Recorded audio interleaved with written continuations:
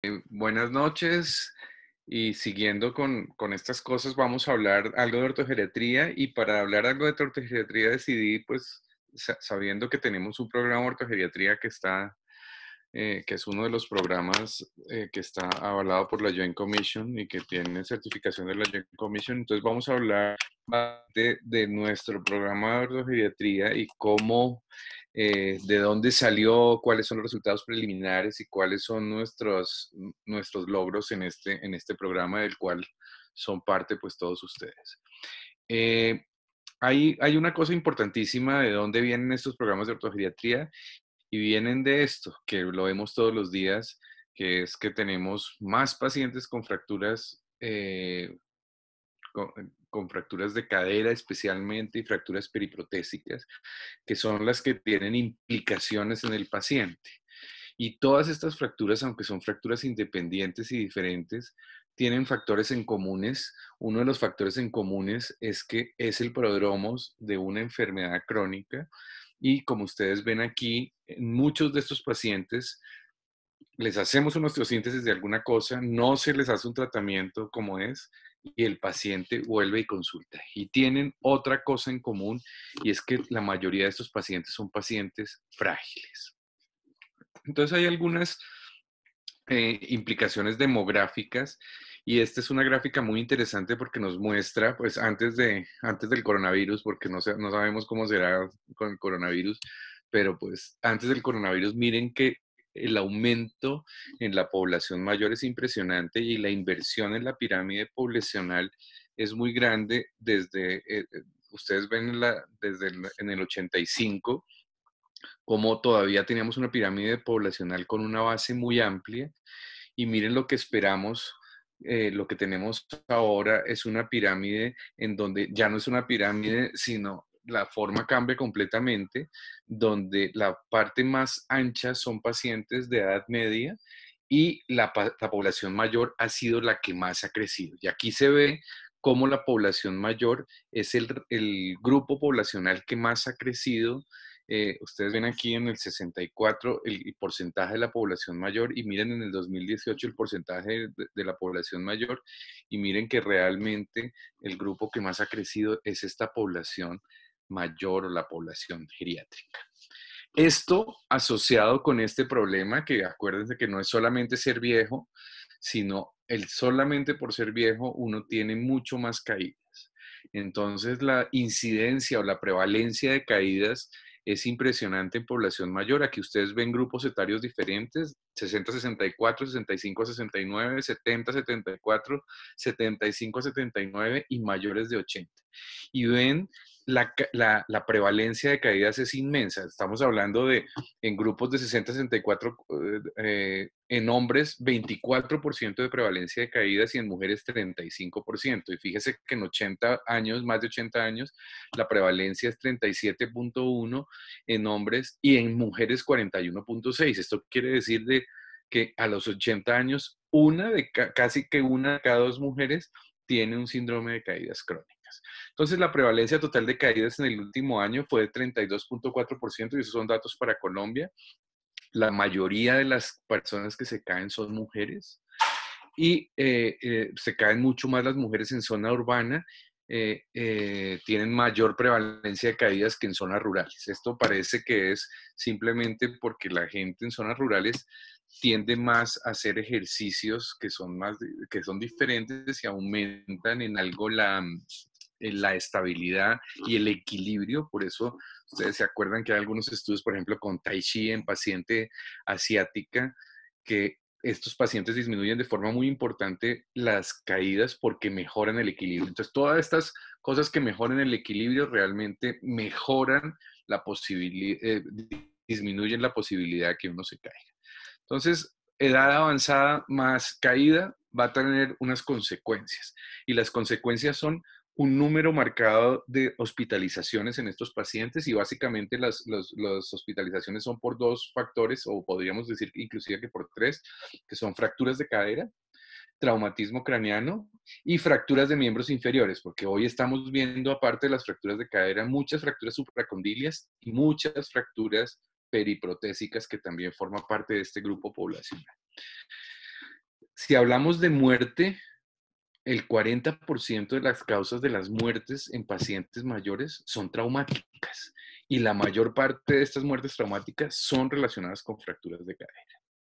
Y aparte de que si el paciente no se muere, va a tener también unas consecuencias los pacientes que salen adelante desde el punto de vista de mortalidad, y es que tienen un síndrome que se llama síndrome poscaída, que es una dependencia marcada y una pérdida en las funciones eh, instrumentales y en las funciones normales del paciente, una pérdida de la autonomía, y los pacientes normalmente tienen una alteración del estado de conciencia y pueden tener depresión, que es bien importante en estos pacientes. Tenemos que acordarnos de que las fracturas tienen esto que se ha denominado la escalera de las fracturas. Y esta escalera de las fracturas es una escalera que está relacionada con la edad y con las morbilidades. Y se asocia también con mortalidad. ¿Qué quiere decir? Normalmente, entre la sexta y la séptima década de la vida, el paciente se manifiesta con una fractura de Coles, por ejemplo, una fractura pequeña, se lo maneja, etcétera, etcétera, ortopédico, quirúrgicamente. El paciente a uno se le olvida que está en un síndrome de caídas o es un paciente osteoporótico, se va para la casa, sigue haciendo su vida común y corriente y regresa entre la sexta y la séptima de caída por una fractura vertebral. Igual va, se le maneja la fractura vertebral, no se hace nada más, no se considera como un síndrome geriátrico o como una patología compleja, y el paciente vuelve y reconsulta, esta vez en la octava o novena década de la vida, con una fractura de cadera que ya, como ustedes ven, tiene unas implicaciones en mortalidad ya muy grandes. Entonces, la idea es tratar de romper en lo posible esta escalera de fracturas y empezar los tratamientos y empezar todas las medidas para prevenir en estos pacientes desde el principio. La mortalidad es importantísima y este es un cuadro que nos muestra muy bien la mortalidad asociada a fracturas de cadera. Es mayor en hombres, es mayor con la edad y es relacionada básicamente con las comorbilidades. Y aquí tenemos algunos números que son interesantes. La mortalidad intraquirúrgica es muy baja, o la mortalidad intrahospitalaria es muy baja, es más o menos el 4%. Generalmente intraquirúrgica no hay mucha, pero sí intrahospitalaria en el evento es más o menos el 4%. Como ustedes ven, el susto de los pacientes de que me voy a morir durante la cirugía, realmente el porcentaje es muy bajo, mientras que el porcentaje al año sí es altísimo. Entonces, de las fracturas de cadera en general se mueren el 37% de los hombres y el 25% de las mujeres al año. A los 6 meses, más o menos un 12 a un 20%, y a los 30 días un 5 o un 10%. Fíjense que la mayor parte de la mortalidad es en los primeros 3 o 6 meses y se debe más que todo a complicaciones especialmente tromboembólicas en estos pacientes. No solamente, como dijimos antes, la mortalidad es el problema, sino también las consecuencias funcionales. Y entonces, ustedes ven aquí que hay una discapacidad permanente en un 30%, una incapacidad de caminar de forma independiente en un 40% y una alteración en alguna función desde el punto de vista de locomoción casi que en un 80% de los pacientes que tienen fractura de cadera. ¿Por qué es diferente la fractura de cadera en el adulto mayor? Porque los adultos mayores tienen un alto riesgo quirúrgico simplemente por ser mayores, por la edad, pero relacionado mucho con las comorbilidades que tengan. Normalmente, uno después de los 65 años tiene una o dos comorbilidades y estas comorbilidades aumentan 2 más por cada 5 años de sobrevida. Doctor, Y preguntan en el chat si existe alguna explicación para que la mayor mortalidad sea en hombres. los hombres no existe una explicación concreta. Inclusive la longevidad en los hombres es mucho menor. Ustedes saben, las mujeres viven mucho más porque se gastan la pensión del marido, eh, pero, pero los hombres normalmente no duran tanto. No hay una explicación absoluta, no hay una explicación desde el punto de vista médica. Es como con el coronavirus. Ustedes han visto que las mujeres también están protegidas con el coronavirus y no sabemos exactamente por qué la mortalidad es mayor en hombres que en mujeres. Hay un estudio muy interesante que mide niveles hormonales en, en pacientes con fractura de cadera, relacionados con pacientes con fractura de fémur y mide todas las cosas. Y lo único que muestran es que la fractura de cadera produce un choque, un impacto como si fuera un trauma de altísima energía, lo que va a ser un catabolismo importante y normalmente en estos adultos mayores la capacidad esta que se llama la homeostenosis, que es la disminución para hacer la compensación, está completamente disminuida y esto se ve más en hombres. Esa es quizás la respuesta la respuesta a la injuria es menos efectiva en hombres que en mujeres, aunque los dos están relacionados. Entonces, realmente no hay una explicación normal, pero podría ser relacionado con algo de esto de la homeostenosis y las diferencias de capacidad en hombres y en mujeres en edades avanzadas. Y otra cosa es pues las limitaciones funcionales previas que hacen que se enlentezca la rehabilitación. Entonces, entre el paciente más comprometido esté previamente, más se enlentece el proceso de rehabilitación y más problemas hay. ¿Tenemos alguna otra pregunta ahí? No, doctor, ¿Dónde por está, ahora no hay más. dónde está el chat? Ah, aquí está. Ahí abajo. Ujú. Sí. Bueno.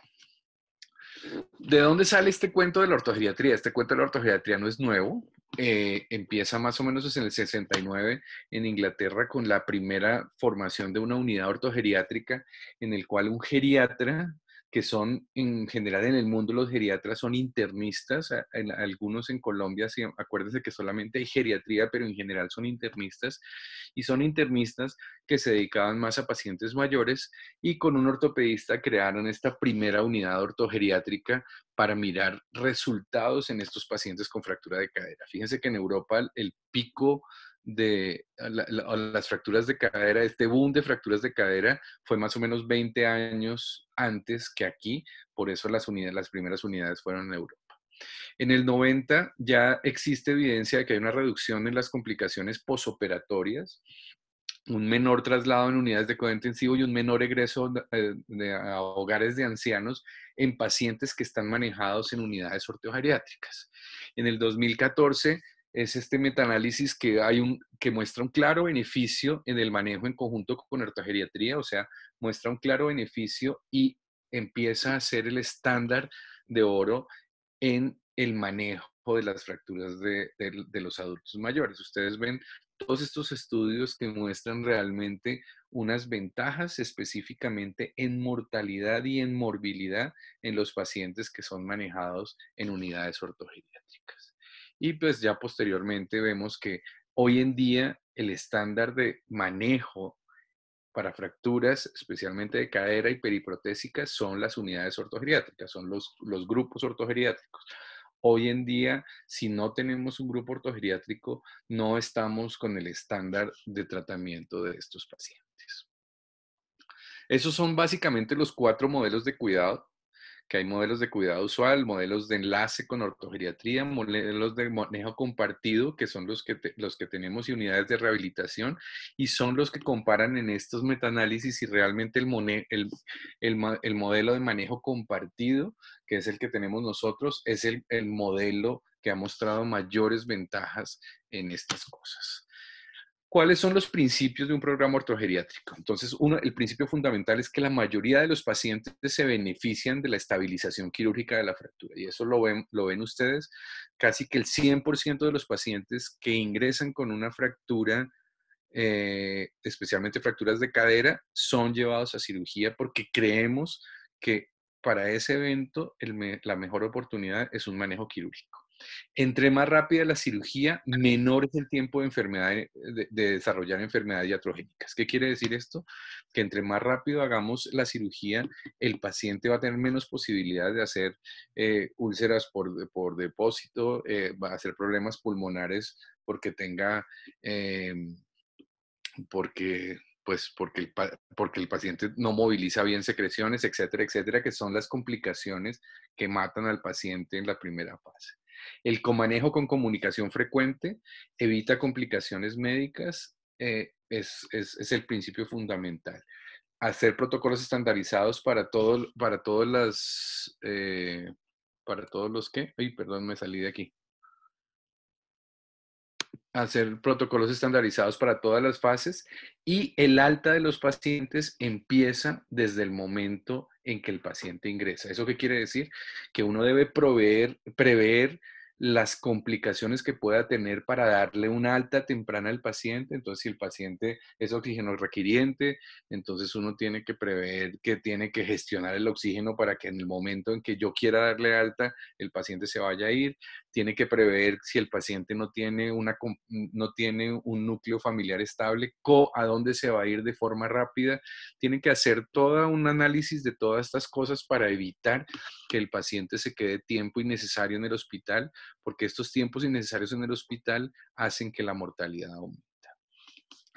Los beneficios de estos principios y de hacer estos principios están absolutamente demostrados y es una disminución en la mortalidad intrahospitalaria, una disminución en la mortalidad a largo plazo, una disminución en la morbilidad intrahospitalaria dado por una disminución en delirio, en infección y en eventos tromboembólicos, una disminución en el tiempo de cirugía hace que el paciente eh, pueda desarrollar menos complicaciones, como ya lo dijimos, una disminución en la estancia hospitalaria y unos mejores desenlaces funcionales a largo plazo del paciente. ¿Y cómo se contextualiza o cómo se le vende a la parte administrativa de una institución un programa ortogeriátrico? Se contextualiza haciendo una relación entre los desenlaces que le importan a los pacientes y el costo de entregar estos desenlaces. Y estos desenlaces que le importan a los pacientes son la morbilidad y la mortalidad, los desenlaces funcionales, y el costo de entregar los desenlaces son los ahorros que hacemos dándole estas ventajas a los pacientes, y de esta forma se contextualiza que hay una ventaja y un gana-gana tanto para la institución como especialmente para el fin fundamental de nuestra actividad, que son nuestros pacientes. ¿Cómo se hace el proceso de atención? El proceso de atención, todos estos pacientes, este es el único centro de cuidado clínico en donde todos nuestros pacientes ingresan por urgencias. Entonces, el paciente ingresa por urgencia, se hace una clasificación para ver si el paciente es estable o inestable. Si el paciente es estable, pues pasa al manejo intrahospitalario con todo lo que vemos aquí, y si el paciente está inestable, pues pasa a un manejo en unidad de cuidado intensivo o una unidad de cuidado para este paciente. Lo que hacemos inicialmente es hacer una evaluación preoperatoria, una valoración rápida por ortopedia y geriatría. Hacemos la valoración de anestesia, como ustedes han visto, y hacemos la valoración de anestesia y pasamos la orden para que se le haga un bloqueo inicial al paciente. Hacemos unos exámenes prequirúrgicos estandarizados, que son estos que están aquí: un cuadro hemático, unos electrolitos, una glucosa, un electrocardiograma, una radiografía de tórax, y hacemos estos estudios. De una vez le tomamos estos estudios para ver salud ósea en estos pacientes, que son vitamina D, PTH y otros exámenes que hacemos para mirar exactamente cómo está el paciente desde el punto de vista de osteoporosis. Entonces llega la fractura, hacemos esto, vamos haciendo la reanimación concomitantemente con las valoraciones y vamos haciendo la preparación con geriatría y ortopedia para pasar el paciente lo más pronto posible a cirugía. Geriatría hace esto que es súper importante y es la mitigación de riesgos. Esto quiere decir, hacen una evaluación de todas las posibilidades que tenga el paciente de tener problemas durante su hospitalización y tratan de mitigarlos. Entonces, hacen mitigación en enfermedades cardíacas descompensadas, en riesgo de enfermedad tromboembólica, en la parte nutricional, en el riesgo de infección, en los riesgos con los medicamentos, con la polifarmacia, en el riesgo cognitivo, especialmente de que desarrollen pacientes con delirio, y en el riesgo funcional, como vimos antes. El desenlace depende mucho del estatus funcional previo del paciente. Esto es súper importante, esto que se hace al principio, que realmente disminuye la posibilidad de que tengamos complicaciones transhospitalarias. Luego se hace el procedimiento quirúrgico, ya sea osteosíntesis o reemplazo, dependiendo del tipo de la fractura, y se vuelve a preguntar uno en el posoperatorio si el paciente está estable o inestable. Entonces, si está estable, pasa a una hospitalización común y corriente, y si está inestable, pues pasa a una unidad de cuidado intensivo, que ustedes ven que la mayoría de nuestros pacientes van realmente a una hospitalización común y corriente. Hay algunos pues que van para cuidado intensivo si no cumplen con las metas. Se hace el cuidado posoperatorio, se sigue haciendo el comanejo en el piso, se empieza a hacer la parte de rehabilitación, empiezan a valorar los requerimientos de alta. Si se cumple con los requerimientos de alta, el paciente se da de alta hospital, con los controles ambulatorios. O sea, como ustedes ven, el comanejo no es solamente en el pre, sino en el trans y en el posoperatorio, y seguimos viéndolo inclusive en los controles ambulatorios, las consultas de ortopedia y de geriatría. Entonces realmente hay un comanejo completo. Y esto es todo para esta. Es una de Ya está nuestros la puerta. pacientes Vamos a buscar a que, José, mi amor. que viene para el retiro de los puntos. El mismo día se hace la valoración posoperatoria. Miren que es una paciente que lleva Venga para acá, que ya van ocho a diez salir días acá. posoperatorio y ya tiene lo que estamos viendo, que es una movilización independiente en una paciente muy mayor con unas limitaciones previas Mira, ya muy está la graves. puerta. ¿Ok? Vamos, vamos. ¿Qué indicadores tenemos? Aquí tenemos unos indicadores, están hasta el 2018, porque acuérdense que nosotros medimos cada año, un año después, para medir la mortalidad después de un año. Entonces aquí están las estancias promedio. Fíjense que realmente hemos disminuido la estancia promedio a lo que queremos, que son 5 días. Es decir, el día del ingreso del paciente, el día siguiente la cirugía, el día siguiente el paciente se sienta y el día siguiente el paciente se para y se va. Entonces realmente lo que queremos es, tenemos 5.17 de promedio y ahora tenemos 5.04 en el último año, es realmente lo que nosotros esperamos. Esto es muy interesante porque este es un estudio que hicimos en los pacientes sobre severidad haciendo con los GRDs y con los pesos de los GRDs.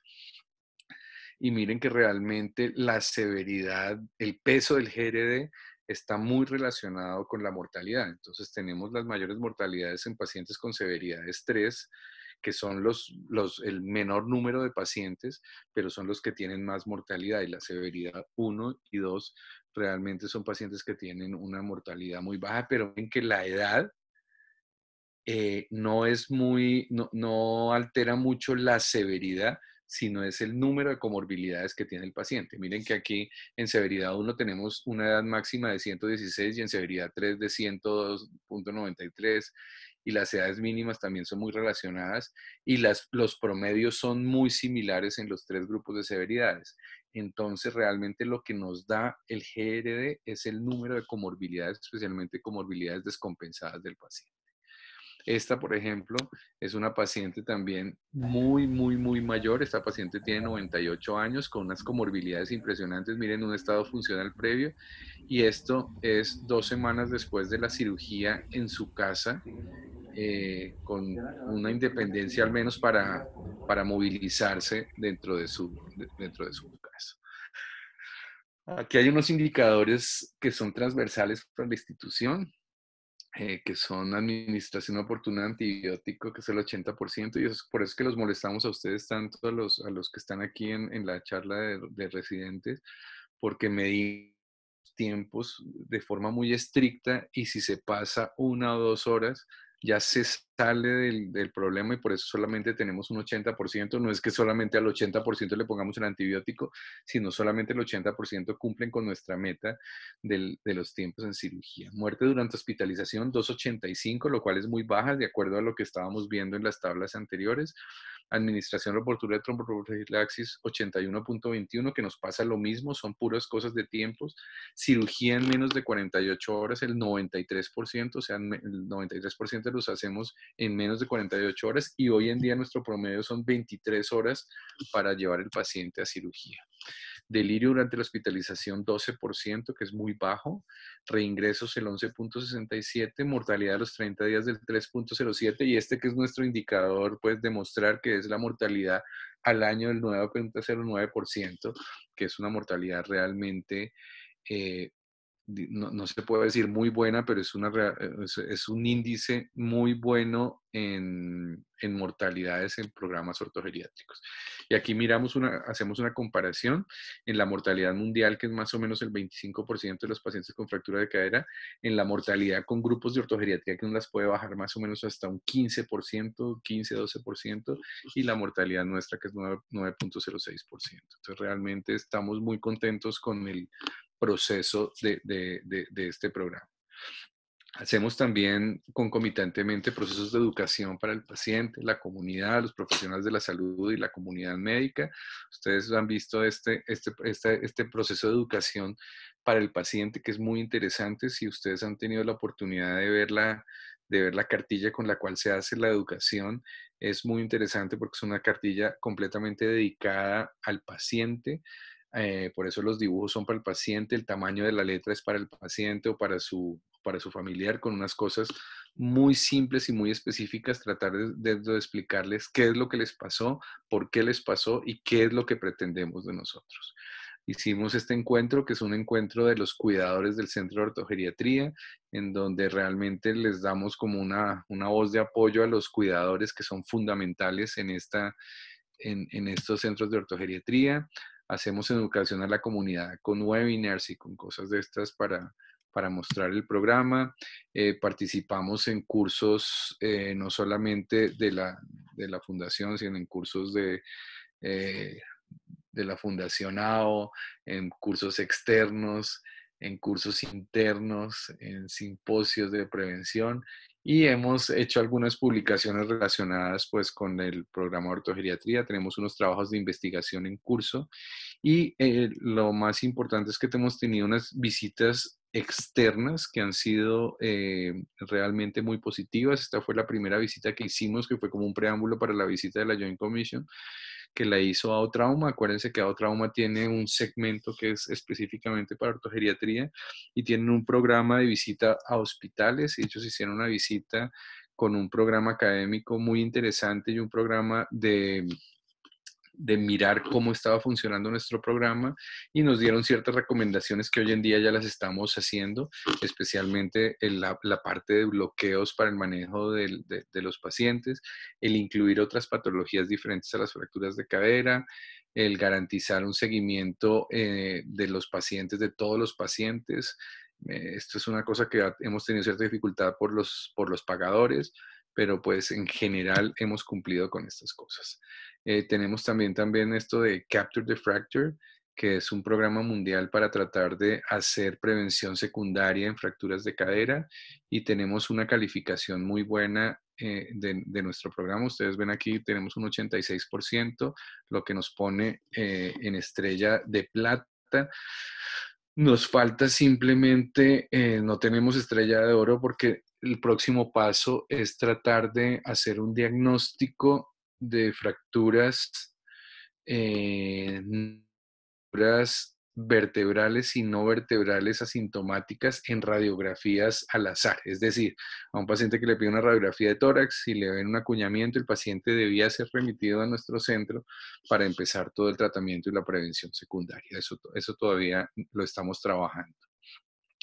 La visita del Centro de Cuidado Clínico de Ortogeriatría, que fue en diciembre del 2018, donde se nos dio la certificación de la Joint Commission como un centro de cuidado clínico de excelencia en ortogeriatría. Se trabajó con esto con muchos de ustedes para lograr esto, que realmente fue un logro complicado y que tenemos que volver a validarlo en este año, cumpliendo con una cantidad de estándares de estos programas de excelencia de la Joint Commission.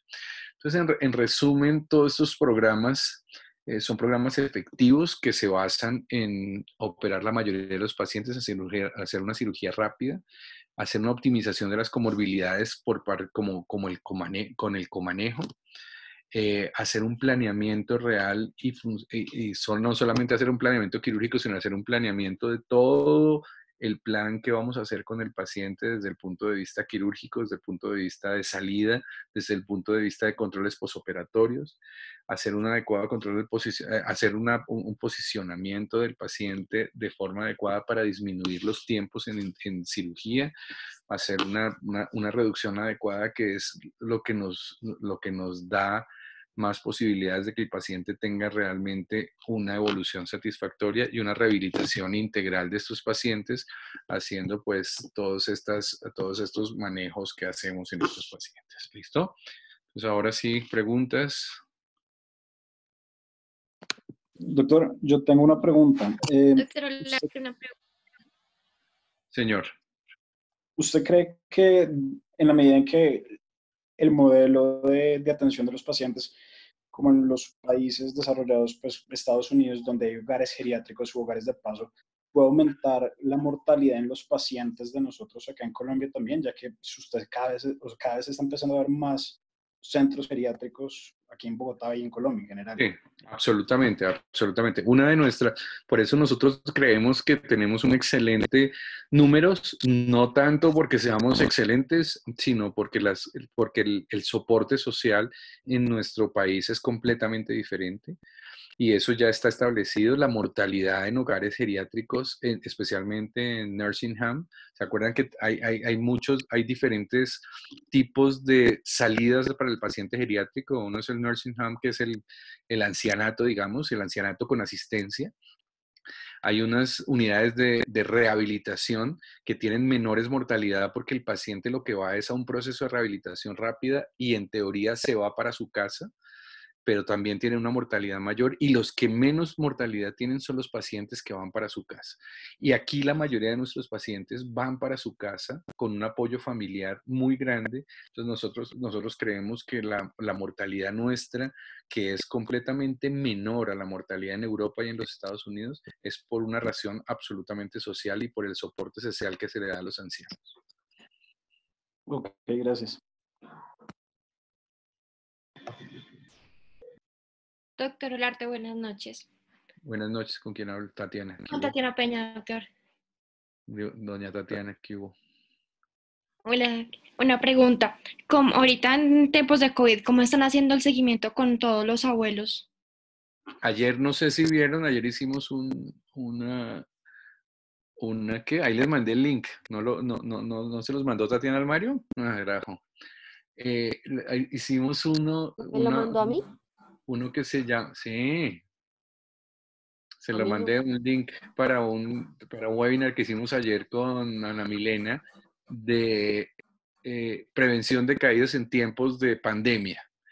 Realmente la conclusión es que, si ustedes se fijan, ustedes los que han estado en el hospital, lo único que se ha mantenido son las fracturas en los ancianos y nos pusimos a investigar en los sitios donde ya ha pasado, pues han tenido más implicaciones la pandemia, especialmente en la literatura española, y muestran que realmente hay un aumento en las caídas en los ancianos, especialmente dados porque los ancianos están un poquito abandonados. Ayer la conclusión de nuestro webinar era que aislamiento no quiere decir abandono. Entonces, uno lo que tiene que hacer en estos tiempos es tratar de, con sus pacientes o con su familia, de tratar de dar un poquito más de soporte y estarlos más vigilados, porque con todos estos cambios, el paciente está mucho más abandonado y más susceptible a que se caiga. Entonces, lo que estamos haciendo ahorita con la mayoría de estos pacientes es, tenemos las metas otra vez muy puntuales. Ustedes han visto que llegan, los tratamos de operar el mismo día o máximo al siguiente día a primera hora. Tratamos de tenerlos el menor tiempo en el hospital. Y los controles los estamos haciendo domiciliarios. Creo que muchos de ustedes han ido a retirar puntos de pacientes en posoperatorio. Algunos de ustedes, perdón. Y acompañando al geriatra, que es el que hace la primera visita. Estamos tratando de que los pacientes no vengan a las 2 primeras visitas al hospital, sino simplemente hacérselas en el domicilio. Entonces, sí estamos haciendo algunas cosas para estos pacientes, pero la mayoría de las cosas son hacer recomendaciones de mantener vigilados y cuidados a estos pacientes para disminuir la posibilidad de que tengan un aumento de fracturas. Hola, Muchas doctor gracias. Olarte. ¿Qué hubo, Benedetto?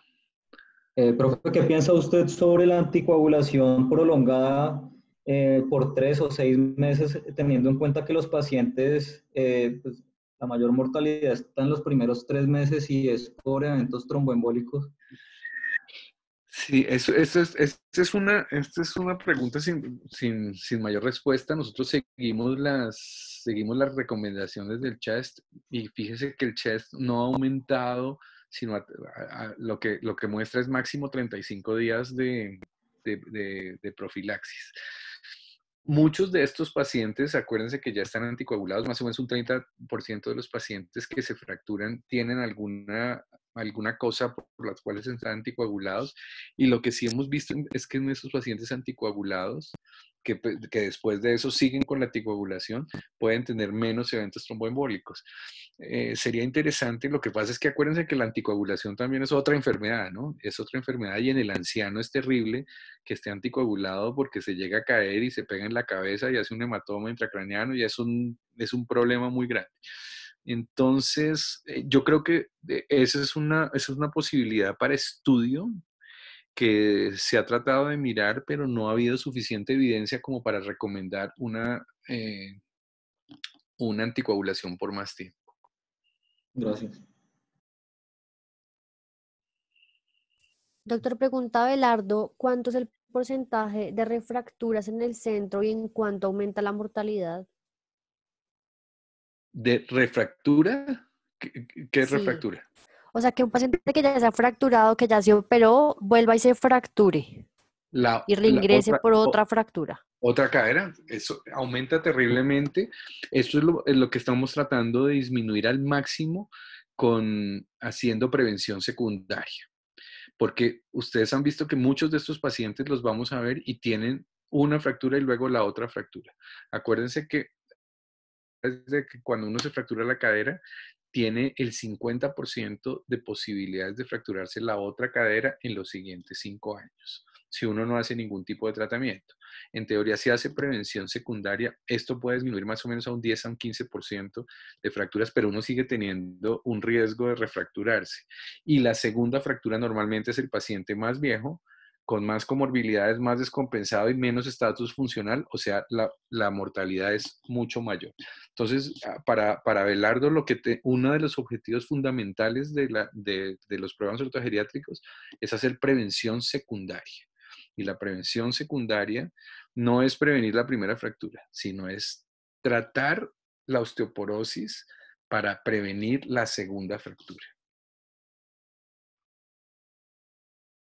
Fue una pregunta en cuanto a la funcionalidad, qué tanto, digamos, la escala Parker, ellos vuelven o se está haciendo seguimiento y ellos vuelven a su estado pues antes de la fractura. Uh-huh. Nosotros lo que vimos y eso es una cosa que Benedetti nos puede contar. Fernando, ¿está ahí todavía? Sí, señor. Entonces, en la Santa Fe se toman las escalas ECO 5D y Parker antes de, pues, el día que ingresan a urgencia y se les hace seguimiento en cada control. Hicimos un estudio evaluando cómo cambiaban las escalas al año y lo que encontramos es que sí hay un impacto positivo en cuanto a ECO 5D y Parker. Los pacientes logran mantener la movilidad, que es pues por parte y EQ5 en casi todas las variables hubo mejoría o mantenimiento y solo en una, que era como percepción de dolor, que no hubo un mantenimiento. Entonces la conclusión es que los centros de ortogeriatría sí sirven para tener un mantenimiento de la movilidad y de la calidad de vida. Ok, entonces este estudio es súper interesante porque las expectativas en general es que uno disminuya al menos una escala funcional después de fracturarse la cadera. Inclusive haciendo lo mejor, la mejor osteosíntesis, normalmente disminuyen una escala funcional. O sea, si es un caminador extradomiciliario, se vuelve un caminador intradomiciliario. Eso es lo que muestra la literatura en la mayoría de las cosas. Lo que vimos aquí es que generalmente los pacientes recuperaban su estatus funcional. Y la escala EQ5D mide satisfacción del paciente. Y lo más interesante es que vimos que existía una mejor escala EQ5D después, o sea que el paciente no es que está satisfecho con haberse fracturado, sino está satisfecho desde el punto de vista de repercusiones funcionales y de recuperación de las expectativas que él tiene, ¿listo? Y eso es muy de la familia y de la mayoría de los pacientes saben que las expectativas no son muy buenas con una fractura de cadera, pero en nuestros pacientes vimos lo que vemos en la consulta, que es que muchos de estos pacientes recuperan su capacidad funcional. Señor. O sea, en la percepción de la salud que tiene cada paciente se mantiene, inclusive en muchos pacientes mejora. Y se cree que es por toda la atención que reciben los pacientes durante ese año, que no la tenían previa a la fractura.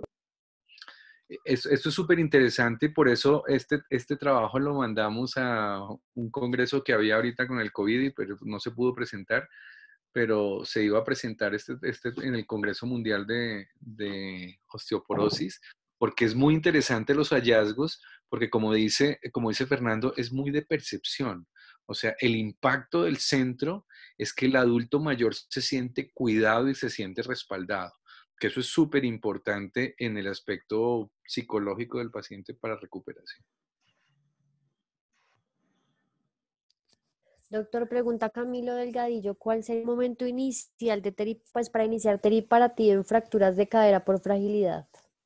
Bueno, la prevención secundaria se hace básicamente con varios medicamentos y la prevención secundaria la podemos hacer aquí o con neoformadores o con antirresortivos, especialmente antirresortivos de uso de cada 6 meses o cada año, dependiendo de las características del paciente y la prevención. Si vamos a instaurar un neoformador, normalmente ustedes han visto que lo que hacemos es en la primera consulta hacemos la formulación del neoformador o inclusive dentro de la hospitalización, porque el neoformador debe empezarse lo más pronto posible y no tiene ninguna contraindicación. Existen ciertas contraindicaciones que ya también están un poco... ya no es muy fuerte la evidencia porque antes se creía que los antirresortivos no se debían iniciar sino hasta el tercer mes posoperatorio por el efecto que tienen en la primera fase de la consolidación. Sin embargo, hoy en día que utilizamos específicamente antirresortivos de uso cada 6 meses como denosumab, lo ponemos lo más rápido posible después de la fractura para empezar el tratamiento del paciente. Lo más importante para Camilo es que la prevención secundaria con el evento debe empezarse lo más pronto posible. Con teriparatide se debe empezar pues casi que lo más pronto que el paciente le consigan su droga. Y con el denosumab normalmente el paciente tiene que ir a un sitio a que se la pongan porque es cada 6 meses, entonces más o menos se hace al mes posoperatorio que el paciente puedan o que se la pongan en su casa algunas veces si tiene algún servicio de estos que se lo pongan en su casa. Entonces hacerlo lo más pronto posible, no solamente con neoformadores, sino acuérdense que la prevención secundaria se hace con 4 cosas, que son ejercicio, nutrición, cambio de hábitos y suplementación. Y suplementación es calcio y vitamina D. Y esos pacientes deben salir con esa fórmula de la hospitalización.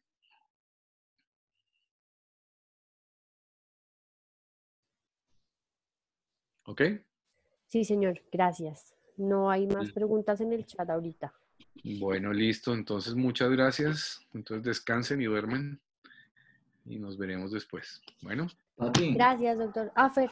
Manda el webinar a todos, que yo creo que sí es bueno que lo vean. Es el de Cafuri sobre abordajes en platillos tibiales. Sí, ese es súper bueno. Ya lo voy a mandar. Es un abordaje de platillos